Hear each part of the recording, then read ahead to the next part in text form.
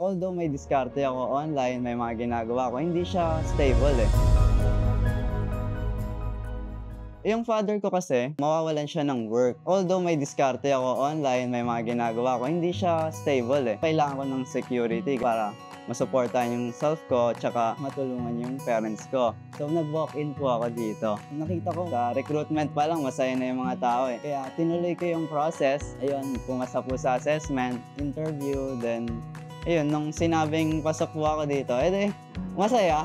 Kasi ayun, hindi ko naman in-expect kasi ito po yung unang in-applyan eh. Lagi kong in-emphasize na masaya siya eh. Kasi yung mga tao, parang nakangiti silang lahat eh. Parang nafe-feel mo na, uy, sobrang warm, sobrang welcome. Parang gusto kong maging belong dito. Yung process niya, sobrang smooth lang din. Oh. Ayun, pumila lang ako, tapos naglista ng pangalan, then nag-fill up. Assessment na agad. Sobrang smooth, wala kang may reklamo eh. May free food pa nga nung pumunta ako dito eh, kaya hindi ako nagutom. Para sa akin parang training yung pinakamasayang journey ko dito kasi nandun pa yung mga bonding na nangyayari. Parang sobrang close nyo, doon ka matututo ng mga skills na ma-apply mo pag napunta ka na sa production area.